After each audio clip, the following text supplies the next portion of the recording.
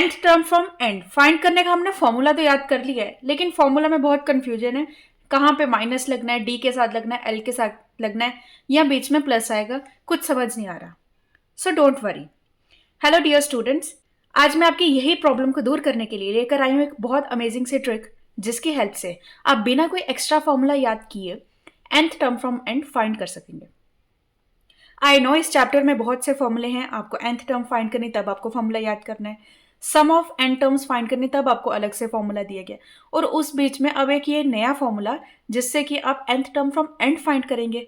No, सो भूल जाइए वो फॉर्मूला को, क्योंकि आज इस ट्रिक के बाद आपको कोई अलग से फॉर्मूला यूज करने की जरूरत नहीं पड़ेगी। सो चलो बिना किसी देरी के, बिना टाइम वेस्ट किए देखते हैं कि इस तरह के क्वेश्चंस बिना कोई नए फॉर्मूले के हम कैसे सॉल्व करेंगे।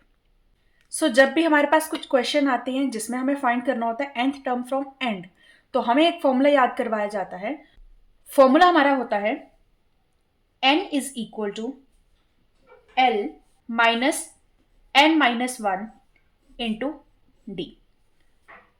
ये फॉर्मूला तो ठीक है, लेकिन इसमें प्रॉब्लम ये है कि हमें याद ही नहीं रहता कहाँ पे माइनस लगेगा, कहाँ पे प्लस लगेगा, क्या माइनस यहाँ पे लगेगा या यहाँ लगेगा, या बीच में यहाँ पे प्लस आ जाएगा। तो ये बहुत कंफ्यूजन रहती है, जिसके कारण क्वेश्चन आता हुआ भी हमारा गलत हो सकता है। तो आज हम इस फॉर्मूला को यूज नहीं करेंगे। सो एक क्वेश्चन की हेल्प से हम समझते हैं फिर हम कैसे सॉल्व करेंगे इन तरह के क्वेश्चंस को। तो हमें यहाँ पे एक एपी दी गई है और हमें बोला है हमें 6th टर्म निकालनी, लेकिन निकालनी है एंड से। तो हम ये फॉर्मूला यूज तो नहीं करेंगे। हम क्या करेंगे, हमें जब भी कोई एपी गिवन है और हमें बोला गया है कि हमें nth टर्म निकालनी है, लेकिन निकालनी है एंड से, एंड से अगर निकालनी है तो हम क्या करेंगे, इस एपी को कर देंगे रिवर्स। बहुत इजी। ये जो एपी पूरी की पूरी लिखी है इसको हमने उल्टा करके लिख देना है। तो कैसे बनेगी हमारी एपी, अब हमारी एपी हो जाएगी -40 सबसे पहले आ जाएगा, फिर उसके बाद हमारे पास कोई वैल्यू नहीं है, एक रहने दो, फिर 11, देन 14 एंड देन 17। ये हमारे पास आ गई एक नई एपी। अब हमारे पास ये नई एपी आ गई है। अब हम सिंपल वैसे ही सॉल्व करेंगे जैसे हम निकालते हैं कोई भी इन जनरल 6th टर्म, जैसे इसमें बोला है। तो अगर हमारे पास ये एपी होगी और हमें बोला है 6th टर्म निकालनी है, तो हम सिंपल फॉर्मूला यूज करेंगे an का। सो अब ये मेरे पास जो न्यू एपी आई है, इस एपी के अकॉर्डिंग a1 मेरे पास हो गया है -40,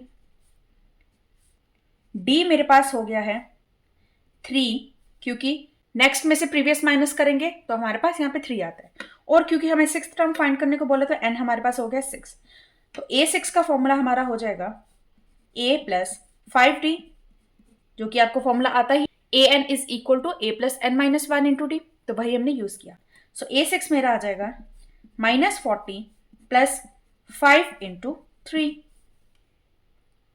a6 is equal to -40 plus 15, that is a6 is equal to -25।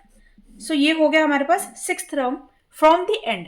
लेकिन हमने न्यू फॉर्मूला तो कोई यूज नहीं किया। हमने क्या किया, सिंपल जो हमारे पास एपी गिवन थी उसको हमने रिवर्स कर दिया। रिवर्स करने के बाद सिंपल जैसे हम हमेशा क्वेश्चन सॉल्व करते आ रहे हैं उसी तरह से सॉल्व करना है। तो इससे क्या होगा कि आपको एक न्यू फॉर्मूला याद करने की जरूरत नहीं पड़ेगी, आपको कहीं कंफ्यूजन नहीं होगी कि कहाँ पे माइनस लगना है, कहाँ पे प्लस लगना है, और इजीली आप क्वेश्चन को सॉल्व कर लेंगे। तो अगर आपको ये मेरा मेथड अच्छा लगा है, समझ आया है, और आपको इजी लगा है कि हमें न्यू फॉर्मूला याद करने की जरूरत नहीं पड़ रही, सो इस वीडियो को ज़्यादा से ज़्यादा शेयर करना अपने फ्रेंड्स के साथ, ताकि उनको भी इन तरह के क्वेश्चन सॉल्व करने में कोई दिक्कत ना आए। और अब अगर आप ये मेथड समझ चुके हैं तो ये क्वेश्चन आपके लिए होमवर्क है। जल्दी से इस क्वेश्चन को मेरे मेथड से सॉल्व करके कमेंट सेक्शन में इसका आंसर दीजिए। So subscribe to my channel for more amazing tricks. Thank you so much.